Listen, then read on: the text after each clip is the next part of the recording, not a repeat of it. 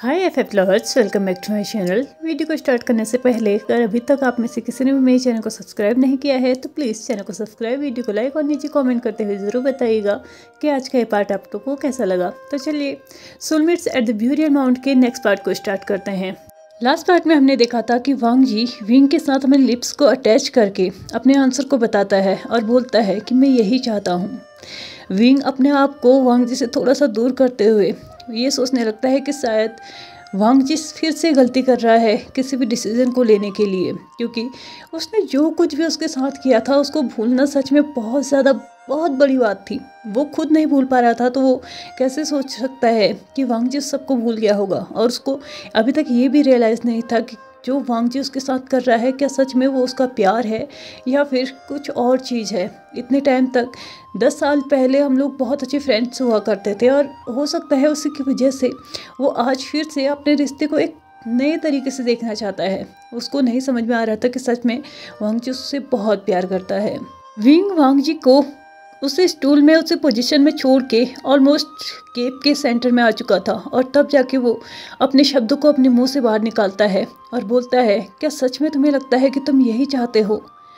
वांग जी के एंड से लगभग 30 सेकंड तक कोई आंसर नहीं आया था। विंग को डर लगने लगा था कि क्या होगा अगर वांग जी ने उससे बोल दिया कि नहीं, वो फिर से इस बारे में सोचना चाहता है। पता नहीं क्यों विंग का जो मन था ना इस वक्त दो तरह से बोल रहा था। एक तरह से वो बोल रहा था कि इस सब को छोड़ दो और वांग जी को एक नई लाइफ स्पेंड करने दो अपनी खुशियों के साथ, और दूसरा मन उसका बोल रहा था कि नहीं, वांग जी को अपने पास रोक लो, अपनी खुशियों को अपने पास रोक लो, वो तुम्हारी खुशी है इसलिए उसको अपने पास रोको। लेकिन पहला मन फिर से बोलता है कि कैसे तुम सिर्फ अपने बारे में सोच सकते हो, क्या उस इंसान के बारे में सोचना तुम्हारी रिस्पॉन्सिबिलिटी नहीं है? विंग अपने अपने अंदर के मतलब एक ही दिल के दो आवाज़ों के साथ लड़ रहा था। उसको अभी तक पीछे से कोई आंसर नहीं मिला था, लेकिन सडनली वो फील करता है किसी के हैंड्स उसके वेस्ट पे रैप है और वो उसका जो हेड है ना, यानी कि उसकी जो चिन है ना, वो उसके शोल्डर पे है। उसके बाद वांग जी बोलता है, क्या तुम सच में इस क्वेश्चन को इतनी बार पूछना चाहते हो कि मेरा आंसर तुम लास्ट में कुछ और ही सुनना चाहते हो? प्लीज़ ऐसा मत करो विंग, कोई और शब्दों को मेरे मुंह से निकालने की कोशिश मत करो। मैं तुम्हें मौका देना चाहता हूँ और हमारी किस्मत भी हमें मौका दे रही है, तो क्यों नहीं तुम उस मौके का फ़ायदा उठा रहे हो? अगर एक बार मैं इस जगह से चले गया ना तो शायद ना ही मैं तुम्हें मौका दे पाऊँगा, ना ही तुम्हारी किस्मत, और तुम ज़िंदगी भर पछताते रहोगे। ये बात मैं तुम्हें गारंटी के साथ बोल सकता हूँ। प्लीज़ प्लीज़ इस सब को यहीं पर रोको और एक नई शुरुआत करने की कोशिश करो। विंग वांग जी के इस सेंटेंस को सुनने के बाद अपने आप को कंट्रोल नहीं कर पा रहा था। वो डायरेक्टली टर्न होता है, वांग जी के बॉडी को अपने आर्म्स में ले लेता है, उसको टाइटली हग करते हुए। विंग बहुत ज़ोर से रोने लगा था। उसकी आंखों से आंसू के साथ साथ उसके मुंह से भी बहुत बड़ी बड़ी आवाज़ें निकलने लगी थी। वो आज दिल खोल के रोना चाहता था, क्योंकि इतने टाइम में उसने जो कुछ भी सहा था, जो कुछ भी अपने अंदर रखा था, उसकी वजह से वो बहुत ज़्यादा अपने माइंड से खेल रहा था, अपने दिल से खेल रहा था। उसको ऐसा लग रहा था कि वो माइंड और दिल के बीच में ना एकदम पिसे जा रहा था। वो सच में चाहता था कि वो अपना दिल खोल के किसी के सामने रख दे, लेकिन उसको वो इंसान मिल ही नहीं रहा था जिसके सामने अपने वो दिल को खोलना चाहता था, अपनी बातों को रखना चाहता था। वो कहना चाहता था कि लान वांग जी को हमेशा अपने पास चाहता है, लेकिन उसके पास वो अधिकार ही नहीं था। उसने जो कुछ भी किया था वो बहुत बड़ी चीज़ थी, वो बहुत बड़ी गलती थी, वो बहुत घटिया चीज़ थी। उसके बाद भी अगर वांग जी उसको माफ़ करता है तो शायद वांग जी का इससे बड़ा एहसान उसकी लाइफ में और कुछ हो ही नहीं सकता। विंग बहुत ज़ोर ज़ोर से रो रहा था, इतनी ज़ोर से रो रहा था कि वांग जी को खुद उसको संभालना पड़ रहा था। वांग जी उसके बैक में अपने हाथ को फेरते हुए बोलता है, क्या हुआ है विंग? प्लीज़ चुप हो जाओ और प्लीज़ बात करो। इस मैटर में बात करने से ही हम लोग की सिचुएशन को ठीक किया जा सकता है। इस सिचुएशन को ऐसे ही छोड़ देना बहुत गलत बात है, हम लोग बहुत बड़ी बेवकूफ़ी करेंगे। ऐसा कहते हुए वो विंग के बैक को रब कर रहा था। विंग उसी रोते हुए से आवाज़ में बोलता है, क्यों क्यों माफ़ कर रहे हो तुम मुझे? तुम्हें मुझे सज़ा देनी चाहिए। तुम चाहो तो मेरा गला काट सकते हो, मुझे मार सकते हो, जो तुम करना चाहो वो कर सकते हो। तुम मेरे साथ इतने अच्छे से पेश क्यों आ रहे हो? प्लीज़ मुझे सज़ा दो, मैं सज़ा के लायक हूँ। वांग जी अपने हाथों को बिना रोके ही विंग से बोलता है, क्या तुम मुझे बताओगे कि तुमने अपनी बॉडी के साथ ये क्यों किया था? विंग बिना हक को ब्रेक किए और बिना अपने आप को कंट्रोल किए, यानी कि वो अभी भी रोए जा रहा था और उसे रोते हुए से आवाज़ में बोलता है, मैं खुद को सज़ा देना चाहता था। मैंने जो कुछ भी तुम्हारे साथ किया था मैं उसके लिए खुद से नफरत कर रहा था, खुद से मुझे घृणा आ रही थी। मैं खुद को बस सज़ा देना चाह रहा था। मैं तो चाहता था कि उस वक्त मैं तुम्हारे पास आऊँ और तुमसे बोलूँ कि तुम जो करना चाहो मेरे साथ कर सकते हो, लेकिन मेरी इतनी हिम्मत ही नहीं हुई कि मैं तुम्हें फेस कर पाऊँ। इसलिए मैंने खुद को ही सज़ा देने के बारे में सोचा। वांग जी ने उसके पीठ को फिर से बहुत प्यार से सहलाते हुए बोला, जब तुम खुद को सजा दे चुके हो तो मेरी ज़रूरत ही कहाँ पड़ी। तुम खुद अपनी गलतियों को समझ चुके थे, तुम अपने आप को खुद सजा दे चुके थे, तो क्या मैं फिर से तुम्हें सजा दूं? और किस बात के लिए सजा दूं? क्या तुम्हें नहीं लगता कि अगर हम एक दूसरे को सजा देते हैं तो हमें खुद तकलीफ होती है?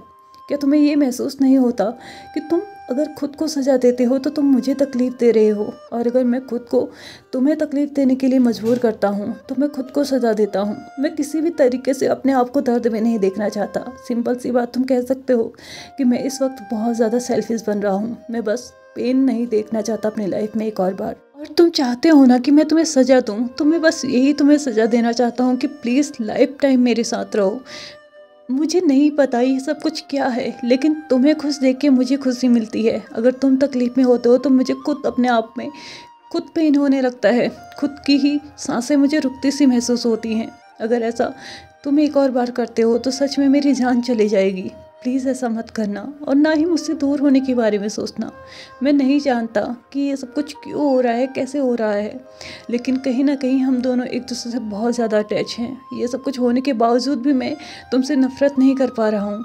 मैं कुछ भी कर लूँ, घूम फिर के मैं तुम्हारे ही पास आके पहुँचता हूँ। ऐसा कहते हुए वांग जी ने उस हक को ब्रेक किया और फिर से विंग के फेस को अपने हाथों में लेते हुए अपने शब्दों को शुरू किया। और फिर से वो बोला, मैं जानता हूँ तुम बहुत ज़्यादा गिल्टी फील कर रहे हो, और इतने दिनों में जो तुमने अपनी हालत की है ना, वो सज़ा काफ़ी है तुम्हारे लिए, और उस सज़ा से तुम्हें कम तकलीफ़ हुई है, शायद मुझे ज़्यादा तकलीफ़ हुई है।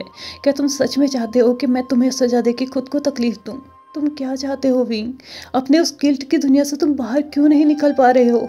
जिसको तुमने तकलीफ़ दी, जिसके साथ तुमने वो सारी हरकतें की हैं, वो तुम्हें माफ़ करने के लिए तैयार है, तो तुम क्यों खुद को एक और चांस नहीं देना चाहते? विंग उसको फिर से उसी रुआसी आवाज़ में बोलता है, मुझे नहीं पता कि मैं कब तक खुद को कंट्रोल कर पाऊँगा, और मुझे नहीं पता कि कब मैं फिर से तुमको हर्ट कर दूँ। तो वांग जी उसको रिप्लाई करते हुए बोलता है, मुझे पक्का यकीन है कि तुम अब ऐसा कुछ भी नहीं करोगे जिससे मैं हर्ट हो जाऊँ। प्लीज़ एक बार मेरे विश्वास पे भी विश्वास करके देखो। मैं तुमसे बोल रहा हूँ कि अब हमारे बीच में कोई भी मिसअंडरस्टैंडिंग्स नहीं होंगी, कोई भी गलतफहमियाँ नहीं होंगी, कोई भी दूरियाँ नहीं होंगी। अगर तुम ऐसा चाहो तो, अगर तुम कोशिश करोगे तो हमारे बीच में सब कुछ ठीक होगा भी। प्लीज़, हमें भी खुश रहने का अधिकार है, हम भी खुश रह सकते हैं। क्यों हम किसी और के बारे में सोचें? क्यों हम अपने आप के पास्ट को लेके अपने प्रेजेंट को ख़राब कर रहे हैं? पास्ट में जो होना था वो हो चुका है, उसको कोई नहीं बदल सकता, उसको मैं भी नहीं बदल सकता, उसको तुम भी नहीं बदल सकते। लेकिन इसके अलावा एक और चीज़ है जिसे हम नहीं बदल सकते, और वो है हमारी दिल की आवाज़, वो है हमारी फीलिंग्स, हमारे इमोशंस, एक दूसरे के लिए हमारा प्यार। उसको हम नहीं बदल सकते हैं, और तुम अच्छे से जानते हो कि हम दोनों अब और किसी से प्यार नहीं कर सकते, किसी और की लाइफ में हम ऐसे ही एंटर नहीं कर सकते। क्या तुम सच में चाहते हो कि हम दोनों किसी और की लाइफ में जाएं और उनकी लाइफ को भी बर्बाद कर दें? क्यों तुम अपने आप को एक और मौका नहीं देना चाहते? क्यों तुम हमारी खुशियों को इस तरीके से बर्बाद करना चाहते हो? प्लीज़ मेरी बात मान लो ना, प्लीज़ रिक्वेस्ट कर रहा हूँ मैं तुमसे कि एक बार इस सब को पीछे छोड़ के सिर्फ इस बारे में सोचो कि हम दोनों एक दूसरे के साथ कितना खुश रहते हैं, कितना कंफर्टेबल फील करते हैं, कितनी शांति महसूस करते हैं। क्या तुम्हें कुछ भी महसूस नहीं होता जब मैं तुम्हारे पास होता हूँ? क्या तुम्हें सच में कोई फीलिंग्स नहीं आती जब मैं तुम्हें छूता हूँ? क्या तुम्हें सच में बिल्कुल भी खुशी महसूस नहीं होती जब मैं हंसता हूँ? ऐसा बोलते बोलते कब वांग जी की आंखों में से भी आंसू निकल आए थे उसे खुद भी नहीं पता चल रहा था। विंग एकटक वांग जी को देखे जा रहा था, और विंग के हाथ अब वांग जी के चीक्स पे थे, उन आंसुओं को पोंछने के लिए जो कि इस वक्त वांग जी की आंखों से निकल रहे थे। और उन आंसुओं को पोंछने के बाद विंग ने वांग जी को बहुत टाइटली हग किया। वांग जी का हेड इस वक्त फिर से विंग की चेस्ट पे था। वो बहुत कंफर्टेबली अपने हेड को उसके चेस्ट पे रखा हुआ था। विंग ने बहुत टाइटली, इतने टाइटली वांग जी को हग किए हुए था ना कि मानो वो अब उसको छोड़ना ही नहीं चाहता था। और उसके बाद फिर बोलना शुरू किया, तुम्हारी हंसी, तुम्हारी एक हंसी के लिए मैं अपनी जान दे दूंगा, लेकिन मुझे लगता नहीं है कि मैं तुम्हें कोई खुशी दे पाऊंगा। मुझे हमेशा ऐसा फील होता है कि तुम जब भी मुझे देखोगे तुम्हें तुम्हारा पास ज़रूर याद आएगा। चाहे तुम कितनी भी कोशिश कर लो, कितनी भी उन चीज़ों से भागने की कोशिश कर लो, लेकिन तुम्हें वो ज़रूर याद आएंगे। जिस जगह पे तुम खड़े हो, क्या तुम सच में उस जगह पे खड़े रहना चाहते हो? जिस इंसान के साथ तुम इस वक्त खड़े हो, क्या तुम्हें सच में लगता है कि तुम लाइफ टाइम उसके साथ अपना लाइफ स्पेंड कर सकते हो? क्या तुम्हें नहीं लगता कि तुम्हें इस इंसान से नफ़रत करनी चाहिए, इस जगह से नफ़रत करनी चाहिए? क्या तुम्हें सच में नहीं लगता कि तुम्हें इस जगह को छोड़ के चले जाना चाहिए, इस इंसान के बारे में बिल्कुल भी नहीं सोचना चाहिए? क्या सच में तुम्हें लगता है कि तुमने जो डिसीज़न लिया है वो एकदम सही है? लान वांग जी, मैं तुम्हें लास्ट मौका दे रहा हूँ यहाँ से चले जाने का, मुझे छोड़ने का, इन सारी घिनौनी यादों से, इन सारी दुख भरी यादों से दूर जाने का। क्या इसके बाद भी तुम बस यही डिसीजन लेना चाहोगे कि तुम मेरे साथ रहना चाहते हो? क्या तुम इस ब्यूरियल माउंट में रहना चाहते हो? क्या इस हीलिंग पैट्रियार्क के साथ रहना चाहते हो? एक और बात सोच दो, मैं तुम्हें लास्ट मौका दे रहा हूँ। अगर फिर से तुमने मुझे चूज़ किया ना, तो याद रखना तुम्हें लाइफ टाइम मेरे साथ रहना होगा और सिर्फ मेरा बन के रहना होगा। मैं तुम्हें किसी और के साथ कभी भी नहीं देखना चाहता।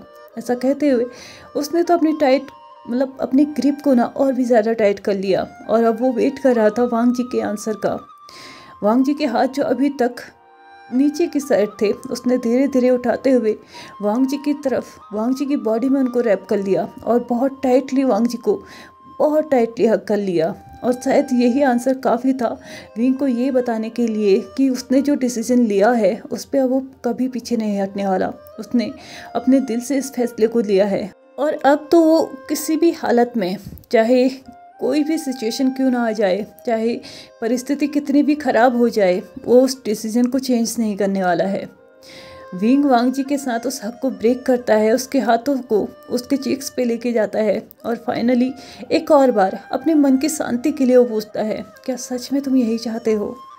वांग जी विंग के इस क्वेश्चन से ना इरिटेट होने लगा था, वो फ्रस्ट्रेटेड होने लगा था इस क्वेश्चन को बार बार सुन के।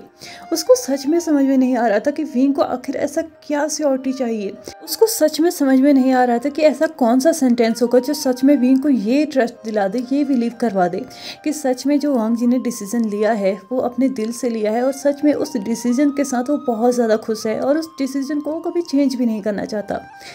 लेकिन वांग जी इस क्वेश्चन को सुन के इतना थक चुका था ना कि अब वो आंसर देना ही नहीं चाहता था और फाइनली उसको लगता है कि एक काम करता हूँ, जो ये इंसान सुनना चाहता है ना, इसको वही सुना देता हूँ। और फिर वांग जी ने बोलना शुरू किया, ठीक है, तुम चाहते हो ना कि मैं यहाँ से चले जाऊँ, तो एक काम करता हूँ, मैं चले ही जाता हूँ, तुम्हारे मन की कर ही देता हूँ। तुम्हें तो मेरे शब्द समझ में ही नहीं आते हैं। मैंने सारी की सारी बातें इतनी सिंपल वे में बोली, तुम्हारे दिमाग में वो घुसती ही नहीं है। तुमने तो बस ये ठान के रखा है कि जब तक मैं ये नहीं बोल देता कि मैं तुम्हें यहाँ से छोड़ के जा रहा हूँ, इस ब्यूरियल माउंट को छोड़ के जा रहा हूँ, तुम्हें शांति ही नहीं मिलने वाली। तो एक काम करता हूँ, मैं तुम्हारे मन की कर ही देता हूँ और चुपचाप यहाँ से चले ही जाता हूँ। इसके बाद तुम या मैं, हम दोनों में से कोई मर भी जाए ना, कोई फर्क ही नहीं पड़ता। ऐसा कहते हुए वांग जी विंग को हल्का सा पुश करते हुए वहाँ से जाने लगता है। अपनी इन सारी बातों को बोलते हुए वांग जी खुद भी नहीं जानता था कि वो कितना क्यूट लग रहा था, कितना इनोसेंट लग रहा था। उसके फेस पे वो एंग्रीनेस, वो जो गुस्सा था ना, वो वांग जी को इतना क्यूट बना रही थी ना, इतना अडोरेबल बना रही थी कि मानो विंग को तो मन कर रहा था कि उसके चीक्स पे ना बाइट कर ले। और जैसे ही वो टर्न होने वाला था ना, विंग डायरेक्टली उसके हाथ को पकड़ता है और उसको अपनी तरफ खींचते हुए अपने दोनों हाथों को वांग जी के वेस्ट पे रैप करते हुए उसको बोलता है कि तुमने ये मौका खो दिया, अब तुम नहीं जा सकते। वांग जी उसके चेस्ट पे स्लैप करते हुए बोला, छोड़ दो मुझे जाना है। वांग जी के फेस पे अभी भी एंग्रीनेस थी, लेकिन विंग उसको टीज करते हुए बोलता है, लेकिन अब तो तुम नहीं जा सकते क्योंकि तुमने अपना लास्ट चांस खो दिया है। तुमने ये तब सोचना चाहिए था जब तुम मुझे पैक कर रहे थे, जब तुम मुझे बना रहे थे, जब तुम मुझे किस कर रहे थे, तब जब तुम मेरी केब में शिफ्ट हो रहे थे, जब तुम मेरे साथ कडल करके उस बेड पे सोए हुए थे। वांग जी विंग के फोरहेड पे स्लैप करते हुए बोलता है, तो क्या आज तक तुम्हारी बुद्धि घास चढ़ने गई थी? क्या तुम्हें समझ में नहीं आ रहा था कि मैं तुम्हें मनाने की कोशिश कर रहा हूँ? यहाँ तक कि 2 सेकंड पहले तक तुम मुझसे बस यही क्वेश्चन पूछ रहे थे, क्या ये तुम्हारा लास्ट डिसीजन है? अब मैं अपना लास्ट डिसीजन ले रहा हूँ ना, तो छोड़ो मुझे। तो विंग उसको फिर से बोलता है, माय लव, मैं बोल चुका हूँ ना कि तुम अपना लास्ट चांस खो चुके हो। तो वांग जी उसको आंसर करते हुए बोलता है, अब अभी 30-35 सेकंड नहीं हुए हैं, तो तुम्हें कैसे लगा कि मैंने अपना लास्ट चांस खो दिया है? एटलीस्ट 1 मिनट का तो टाइम देना चाहिए ना। तो विंग उसको बोलता है 1 सेकंड का काफ़ी था, मैंने तुम्हें चांस दिया था। अगर उसी वक्त तुम मुझे दूर फेंक के धक्का दे के यहाँ से जा चुके होते ना, तो शायद मैं तुम्हें नहीं रोकता। लेकिन तुमने तो अपने इस ड्रामा को स्टार्ट किया। हाँ, तुमने तो उस गुस्से को मुझे दिखाना शुरू किया जो तुम्हारे फेस पे है ही नहीं। वांग जी के फेस पे ना थोड़ी बहुत नर्वसनेस आ चुकी थी, क्योंकि सच में यही था कि विंग को वो बस अपना गुस्सा दिखा रहा था, वो एक्चुअल में गुस्सा था नहीं। या ऐसा कहो कि वो अपना लास्ट दाव खेल रहा था, विंग को अपना गुस्सा दिखा के मनाने की कोशिश कर रहा था। और शायद उसका ये लास्ट दाव जो था ना, वो काम कर गया था, क्योंकि वांग जी के इस एक्शंस के साथ ना विंग ये समझ चुका था कि वांग जी सच में उसको एक और चांस देना चाहता है, उसको उसकी लाइफ में इनवाइट कर रहा है, उसके साथ लाइफ स्पेंड करना चाहता है। और अगर उसका प्यार खुद ये चाहता है तो वो क्यों इस चीज़ को मना कर रहा है? उसके कई अनुसार, यानी कि वांग जी के कई अनुसार ये बात सच थी कि उन दोनों को भी एक साथ खुश रहने का मौका मिलना चाहिए। उन दोनों के पास भी सारे अधिकार हैं खुश रहने के। हमेशा हर एक चीज़ के लिए उन दोनों को एक अलग ही माहौल में डाल देना सही नहीं है। वांग जी ने हमेशा इंट्रोवर्ट बने रहने की वजह से अपनी लाइफ को अकेले जिया था। विंग ने वेंस को बचाने की वजह से अपनी लाइफ को लगभग 10 सालों से अकेले जी रहा था। भले ही वेंस उसके साथ थे, वैन किंग उसके साथ थी, लेकिन फिर भी उसके लाइफ में बहुत ज़्यादा ऐसी कमियां थी, ऐसा अधूरापन था जो कोई और आके उसको फिलअप तो नहीं कर पा रहा था। लेकिन वांग जी के आने के बाद वो कहीं ना कहीं फिलअप हो रही थी। लेकिन विंग का खुद का ही गिल्ट उसको इस सब से बाहर निकलने दे ही नहीं रहा था। लेकिन आज वांग जी जब उसको खुद बोल रहा है कि वो उसको माफ़ करना चाहता है, वो उसको माफ़ कर रहा है, जब वो उसको खुद माफ़ कर रहा है तो वो कौन होता है अपने आप को सज़ा देने वाला? और अगर वो खुद को सज़ा दे रहा है तो मतलब वो वांग जी को भी सज़ा दे रहा है, और वांग जी को तकलीफ़ देना मतलब वो खुद को भी सज़ा दे रहा है। कहीं ना कहीं वो दोनों एक दूसरे से बहुत गहरे तरीके से जुड़े हुए हैं, और अब एक दूसरे से दूर जाना ही उन लोगों के लिए बहुत बड़ी सजा होगी। इसलिए विंग भी अब फाइनली इस बात को एक्सेप्ट कर चुका है कि वो दोनों एक दूसरे के साथ ही कंप्लीट हैं। एक दूसरे के साथ रहने में ही उन लोगों की खुशी है, और एक दूसरे की खुशी में ही उन लोगों को भी खुशी मिलती है। वांग जी अभी भी अपने एंग्री फेस के साथ विंग को देख रहा था। विंग अभी तक वांग जी को उसी तरीके से टाइटली पकड़े हुए था जैसे कि वो पहले पकड़ के रखा हुआ था। उसने अपनी ग्रिप को थोड़ा सा भी लूज नहीं किया था, क्योंकि वो जानता था कि इस वक्त भले ही वो यहाँ से जाए ना जाए, लेकिन उसको परेशान करने के लिए वो इस केव से बाहर जरूर चले जाएगा। और इस वक्त वो वांग जी को अपने से दूर जाते हुए तो बिल्कुल भी नहीं देखना चाहता था। वांग जी अपने पाउटी लिप्स के साथ उससे दोबारा से बोलता है, छोड़ो मुझे नहीं रहना है तुम्हारे साथ, तो मुझे बिल्कुल भी नहीं रहना है। विंग वांग जी के लिप्स पे एक स्मॉल सा किस करते हुए बोलता है, क्या तुम्हें अभी भी जाना है? तो वांग जी बोलता है, हाँ मुझे जाना है। विंग दोबारा से उसके लिप्स पे किस करता है और पूछता है, क्या अभी भी जाना है? वांग जी बोलता है, हाँ मुझे अभी भी जाना है। विंग लास्ट टाइम विंग और वांग जी मतलब दोनों के ही लिप्स को थोड़ा लॉन्ग टाइम तक एक दूसरे से अटैच करता है, और उसके बाद फिर से पूछता है, क्या तुम्हें अभी भी जाना है? वांग जी बोलता है, हाँ मुझे अभी भी जाना है। तो विंग अपने मतलब पैरों को थोड़ा थोड़ा आगे को बढ़ाते रहता है, जिसकी वजह से विंग बैक स्टेप्स लेने लगा था, वांग जी बैक स्टेप्स लेने लगा था। और इसी बीच न जाने कितने बार फिर से विंग ने वांग जी के लिप्स पे छोटे छोटे किसेस करना स्टार्ट कर दिया था।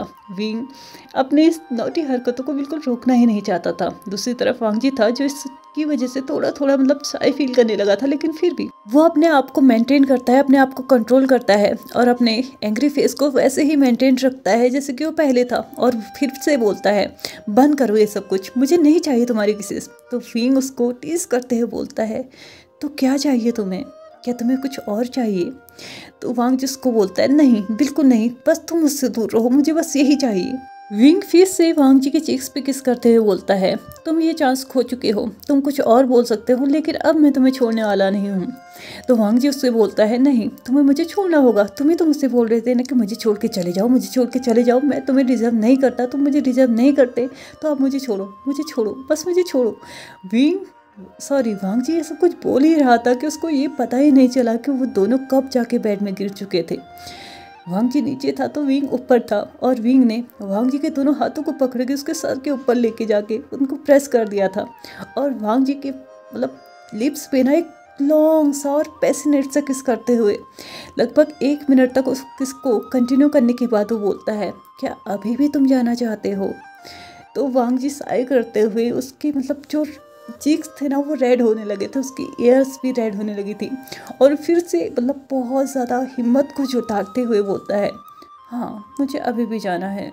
वो अपने आंखों को तो मेंटेन कर रहा था कि उन्हें गुस्से भरी दिखाए, लेकिन उसके जो चीक्स थे, उसके जो एयर्स थे ना, वो अब उसका साथ नहीं दे पा रहे थे। उसका फेस भी उसका साथ नहीं दे रहा था, क्योंकि उसका फेस रेड होने लगा था, उसकी एयर्स भी रेड होने लगी थी और कहीं ना कहीं हल्की हल्की सी स्वेटिंग उसके फॉरहेड पे होने लगी थी, क्योंकि ये जो पहली बार इस तरीके से किसिंग उन लोगों के बीच में चल रही थी ना, वो वांग जी को बहुत ज़्यादा नर्वस किए जा रही थी। दूसरी तरफ विंग था, जिसको वांग जी के इस आंसर से ना हंसी सी जैसी आने लगी थी। वो अपने इस नोटिस से इस हस्बैंड को देखने के बाद ना, मतलब इस तरीके से देखने के बाद ना, उसको खुद को कंट्रोल ही नहीं हो पा रहा था। वो सच में सोच रहा था कि वांग जी सच में कितना क्यूट है। इसका ये क्यूटनेस आज तक कहाँ था? मतलब जो इंसान हमेशा कोल्ड रहता था, एकदम सीरियस फेस को लेके घूमा करता था, मैंने कभी उम्मीद नहीं की थी कि वो इतना क्यूट भी हो सकता है, इतना नॉटी भी हो सकता है और इतना स्टबर्न भी हो सकता है कि बार बार मैं उसको किस किए जा रहा हूँ और बार बार वो बस एक ही चीज़ बोल रहा है कि हाँ मुझे अभी भी जाना है, मुझे अभी भी जाना है। विंग अपने और वांग जी के नोज को एक दूसरे के साथ रब करते हुए बोलता है, I am sorry my love, लेकिन अब तुम्हारी ये इच्छा पूरी नहीं हो सकती, अब तुम मुझे छोड़ के नहीं जा सकते। ऐसा कहते हुए वो वांग जी को अपने ऊपर ले लेता है और खुद उसके नीचे आते हुए उसके वेस्ट पे अपने हाथों को रैप करते हुए उसकी वो अपनी तरफ प्रेस करता है और बोलता है, अब तुम्हारी बारी है। वांग जी बोलता है, क्या? किस चीज़ की? तो विंग अपने एक फिंगर से अपने लिप्स पे मतलब पॉइंट आउट करता है। तो वांग जी बोलता है, सीमलेस, मैं ऐसा कुछ नहीं करने वाला। विंग को वांग जी की ये बात सुनने के बाद ना बहुत जोर से हंसी आने लगी थी, लेकिन वो मतलब खुद को कंट्रोल कर रहा था कि आखिरकार उसका हस्बैंड उसको किस करने के लिए मना कर रहा है। अगर उसका हस्बैंड उससे किस की डिमांड कर रहा है तो वो सेमलेस कैसे हो सकता है, और वो भी तब जबकि इस किसिंग की स्टार्ट उसने खुद ही की थी। क्या उस समय उसको खुद को सेमलेस नहीं बोल सकता था? क्या उसको ये नहीं लग रहा था कि वो सेमलेसली मुझे किस कर रहा था?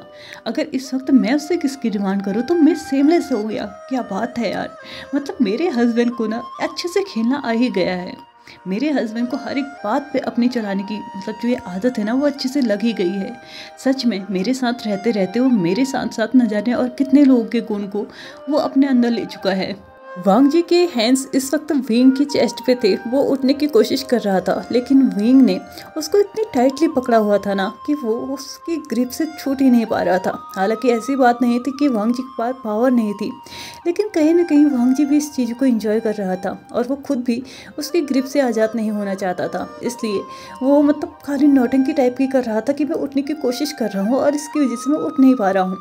दूसरी तरफ विंग था जो वांग जी के इस स्ट्रगल को देख भी रहा था और अच्छे से समझ भी रहा था। मतलब वांग जी की इस नौटंकी को अच्छे से समझ भी रहा था और इसी के साथ वो फिर से बोलता है, क्या सच में तुम मुझे किस नहीं करने वाले? तो वांग जी आंसर करते हुए बोलता है, नहीं, मैं तुम्हें बिल्कुल भी किस नहीं करने वाला। ऐसा कहते ही वांग जी को ये महसूस ही नहीं हुआ कि वो कब फिर से नीचे आ गया और कब विंग उसके ऊपर आ चुका था। और इस बार विंग ने बिना कोई हिंट दिए ही वांग जी के लिप्स पे अटैक कर दिया था।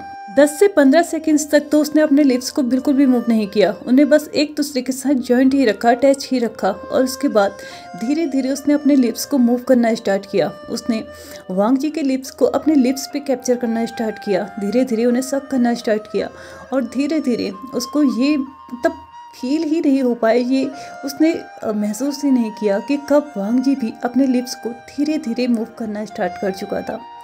वांग जी के हाथ धीरे धीरे विंग की नेक की तरफ जा रहे थे। अपने हाथों को विंग की नेक पे रैप करते हुए वो विंग को अपने और भी ज़्यादा खींचने की कोशिश कर रहा था और उस किस को और भी ज़्यादा डीप करने की कोशिश कर रहा था।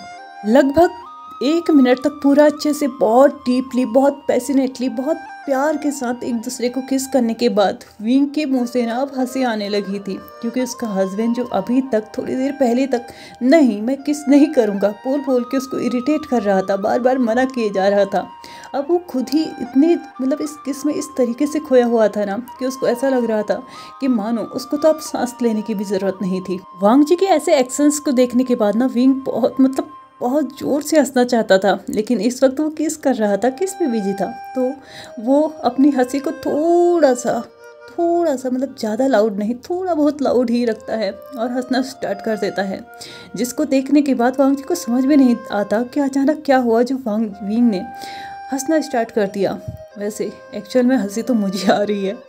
मुझे नहीं पता यार कि मैं ऐसे मतलब रोमांटिक सीन्स को ना रिकॉर्ड क्यों नहीं कर पाती हूँ। मुझे ना ऐसे रोमांटिक सीन जब आते हैं ना कुछ उनमें खचर बचर करके उनको नोटी बनाने के चक्कर में मैं उनको मजाकिया बना देती हूँ।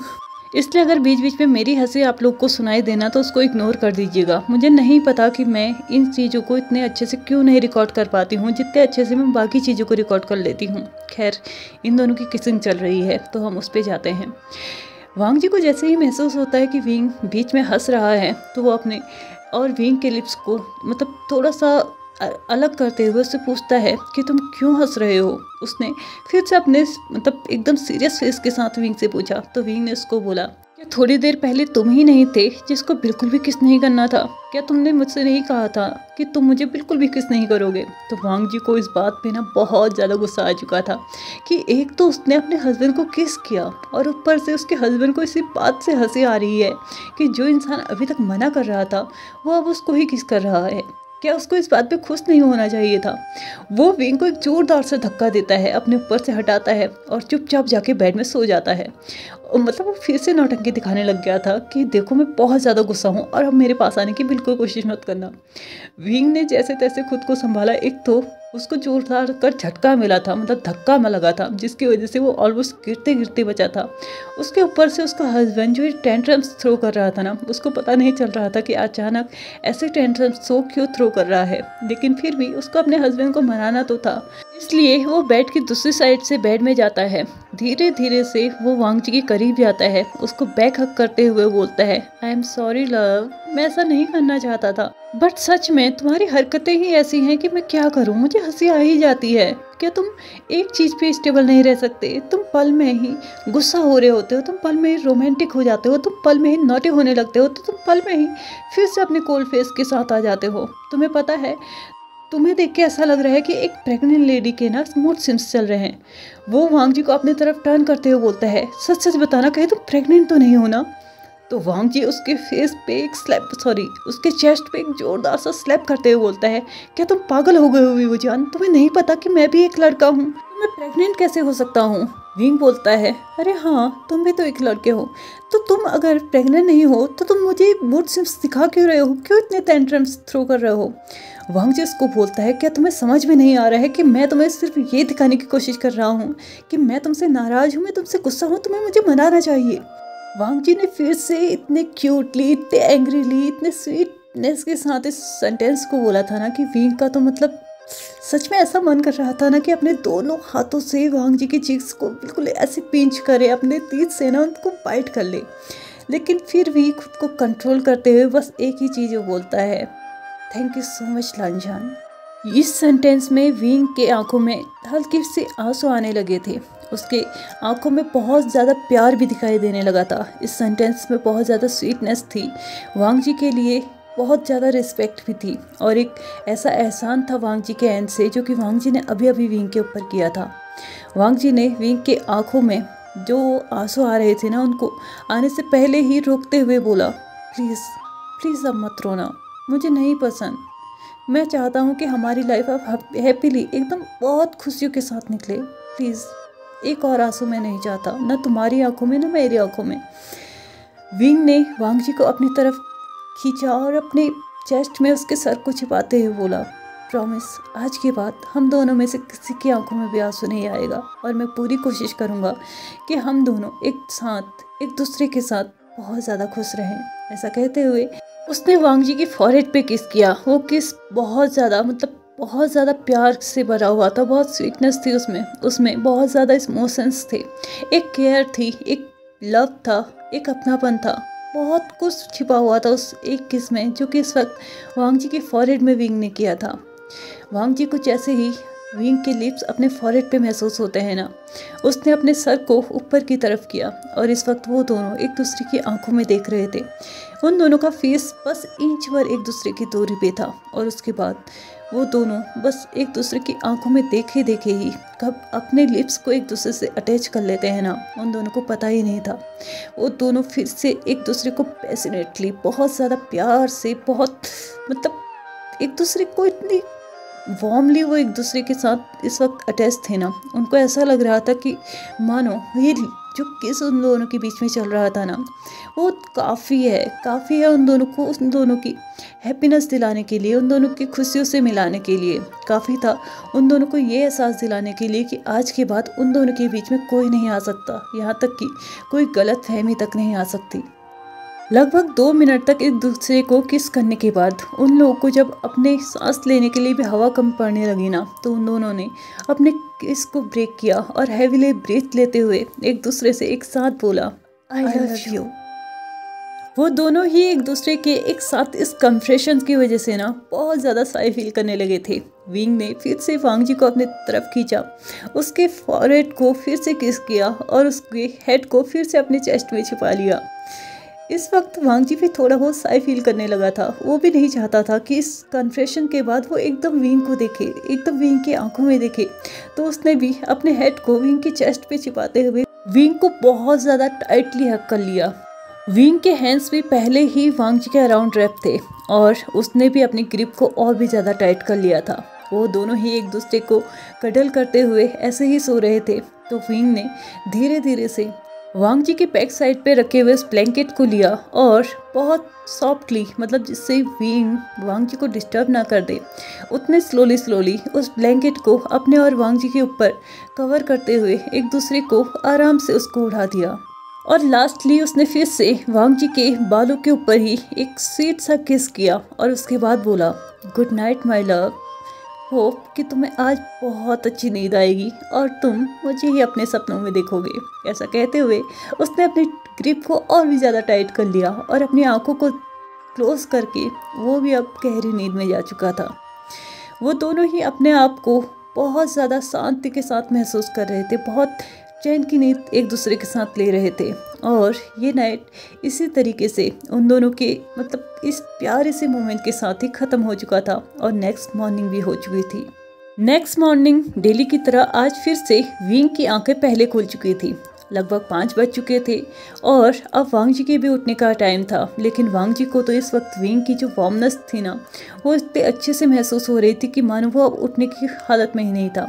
उसको उठना था भी नहीं, वो बस यही सोच रहा था कि काश मतलब आज की सुबह होती ही नहीं, वो आराम से ऐसे ही विंग को कडल करते हुए, विंग के साथ लिपट के एकदम उसकी वार्मनेस को फील करते हुए ऐसे ही रहना चाहता था। लेकिन विंग ने वांग जी के फॉरहेड पे किस करते हुए, उसके चीक्स पे किस करते हुए, उसके लिप्स पे किस करते हुए, उसके नोज को पिंच करते हुए फाइनली 5 मिनट की जद्दोजहद के बाद उसको उठा ही दिया, लेकिन बिना किसी वर्ड को यूज़ किए। वांग जी को जिस नींद से उठाया गया था ना, वो नींद उसको बहुत प्यारी लग रही थी, बहुत अच्छी लग रही थी, बहुत कामिल लग रही थी, बहुत पीसफुल नींद वो सो रहा था। लेकिन विंग ने तो मानो उसके प्यारी सी नींद को बर्बाद ही कर दिया था। और जैसे ही वांग जी उठा तो उसने विंग से डायरेक्टली क्वेश्चन किया, क्या है, क्या तुम्हें नहीं लगता कि हमें थोड़ी देर और सो जाना चाहिए? तुम्हें पता भी है कितने टाइम के बाद हम ऐसे सो रहे हैं। तो विंग उसको रिप्लाई करते हुए बोलता है, मैं चाहता था कि तुम्हें देर तक सोने दूं, लेकिन क्या करूं, आज तुम्हें बहुत लंबा सफ़र तय करना है जिसके लिए तुम्हें जल्दी उठना होगा। तो वांग जी अचानक से अपनी आंखें खोलते हुए बोलता है, क्या, कौन सा सफ़र, मैं कहाँ जा रहा हूँ? तो विंग उसको रिप्लाई करते हुए बोलता है, क्लाउड रिसेसेस। तो चलिए फ्रेंड्स, आज के इस पार्ट को भी हम यहीं पे ख़त्म करते हैं और नेक्स्ट पार्ट में देखते हैं कि विंग आखिरकार फिर से वांग जी को क्लाउड रिसेसेस क्यों भेजना चाहता है। वीडियो पसंद आया हो तो please like share subscribe and comment करते हुए जाएगा। Thank you so much for watching my video and bye bye.